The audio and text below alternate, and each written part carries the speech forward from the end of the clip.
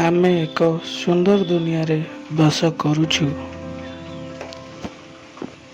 ଆପଣଙ୍କ ଚାରିପାଖରେ ଥିବା ଚମତ୍କାର ଜିନିଷ ଗୁଡ଼ିକୁ ଧ୍ୟାନ ଦିଅନ୍ତୁ। ଚାଲ ଆରମ୍ଭକୁ ଯିବା ଏବଂ ସୃଷ୍ଟିକର୍ତ୍ତା ପୃଥିବୀ କିପରି ଆରମ୍ଭ କଲେ ସେ ବିଷୟରେ ଜାଣିବା। ଆରମ୍ଭରେ ସୃଷ୍ଟିକର୍ତ୍ତା ଆକାଶ ଓ ପୃଥିବୀ ସୃଷ୍ଟି କଲେ। ଈଶ୍ୱର ଅନ୍ଧକାରକୁ ଏକତ୍ର କରି କହିଲେ, ଆଲୋକ ହେଉ।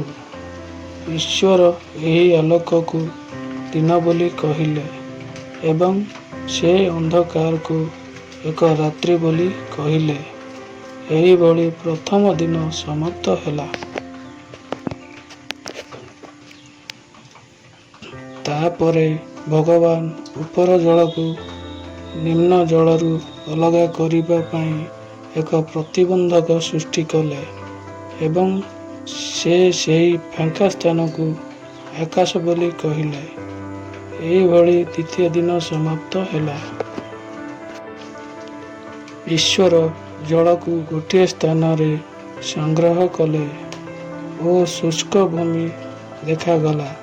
ସେ ଶୁଷ୍କ ଭୂମି ପୃଥିବୀ ଏବଂ ସଂଗୃହୀତ ଜଳକୁ ସମୁଦ୍ର ବୋଲି କହିଲେ।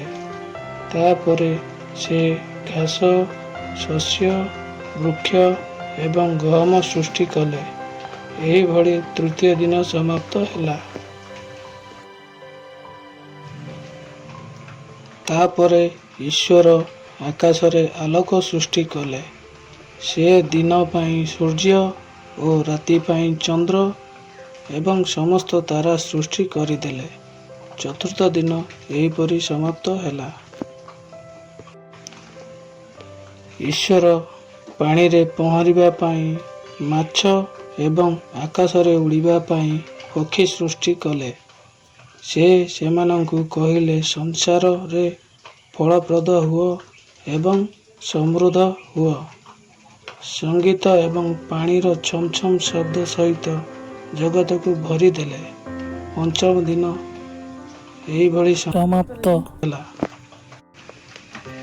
ପରବର୍ତ୍ତୀ ସମୟରେ ଭଗବାନ ପଶୁମାନଙ୍କୁ ସୃଷ୍ଟି କଲେ। ସେ କ୍ଷେତରେ ପ୍ରାଣୀ, ବନ୍ୟପ୍ରାଣୀ ଏବଂ ଭୂମିରେ ଘୋଷଡ଼ି ହୋଇ ଚାଲୁଥିବା ପ୍ରାଣୀମାନଙ୍କୁ ସୃଷ୍ଟି କଲେ ଏବଂ କହିଲେ, ଏବେ କେବଳ ଗୋଟିଏ ଜିନିଷ ତିଆରି କରିବାକୁ ହେବ ଯାହା ସବୁ ଜିନିଷଠାରୁ ଅଧିକ ସ୍ୱତନ୍ତ୍ର।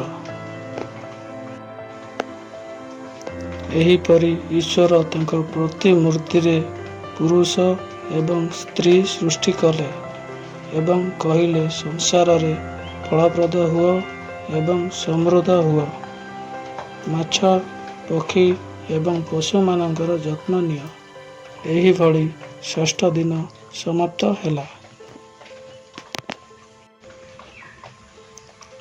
ତାପରେ ପରମେଶ୍ୱର ସେ ସୃଷ୍ଟି କରିଥିବା ସମସ୍ତ ଜୀବଜନ୍ତୁଙ୍କୁ ଦେଖିଲେ। ଏହା ବହୁତ ସୁନ୍ଦର ବୋଲି କହିଲେ। ଏହାପରେ ସେ ସପ୍ତମ ଦିନରେ ବିଶ୍ରାମ କଲେ ଏବଂ ସେହି ଦିନକୁ ସ୍ୱତନ୍ତ୍ର ଦିନ କଲେ।